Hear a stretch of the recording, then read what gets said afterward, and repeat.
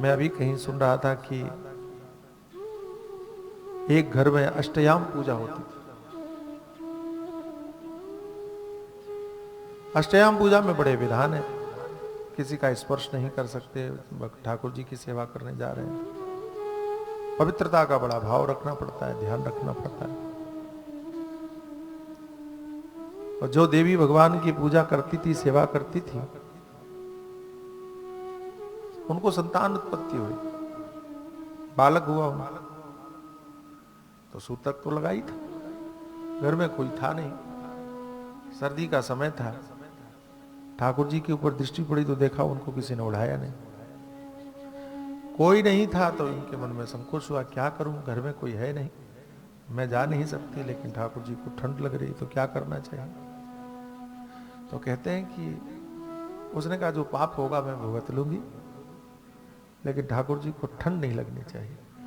तो उस अशुद्ध अवस्था में ही और वो गई और जाकर के उसने ठाकुर जी को बस उड़ा करके सुला दिया। सपने में ठाकुर जी ने आकर के कहा कि देवी तुमने बहुत अच्छा किया, मुझे वास्तव में ठंड लग रही थी, तुमने मेरी ठंड को ध्यान रखा।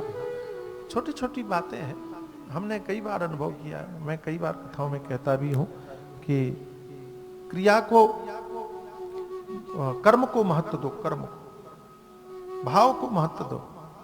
विधि आवश्यक है, होना चाहिए, जितनी पालन हो करना चाहिए। मैं विधि का विरोधी नहीं हूं, बिल्कुल भी विरोधी नहीं हूं। विधि होनी ही चाहिए, विधि का सम्मान होना चाहिए, जितना पालन कर सकते हो करना चाहिए। लेकिन मैं ये भी कहता हूं कि विधि के कारण आप धर्म से दूर हो जाओ, ये हमें स्वीकार्य नहीं। विधि के कारण आप कथाओं से दूर हो जाओ, भजन से दूर हो जाओ, हमें यह स्वीकार्य नहीं। कि किसी भी चीज की विधि होती है, भोजन करने की विधि होती है, भोजन कैसे करना चाहिए।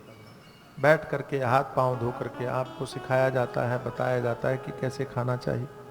लेकिन आपको भूख लगी हो तो फिर आप विधि नहीं देखते हैं, आप भोजन देखते हैं। कैसे भी मिल जाए, कहीं भी मिल जाए, कभी भी मिल जाए, आप खाने को महत्व देते हैं। ऐसी ही कथा की भी विधि है, उस विधि पूर्वक श्रवण करना चाहिए। लेकिन यदि विधि करने में सामर्थ्य न हो तो विधि को महत्व मत दो, कथा को महत्व। कई बार लोग विधि के चक्कर में कथा को छोड़ देते हैं कि नहीं जी हमसे तो हो नहीं पाएगा, हम तो कर नहीं पाएंगे। ऐसे लोगों को शास्त्र अच्छी दृष्टि से नहीं देखते, महात्मा अच्छी दृष्टि से नहीं देखते।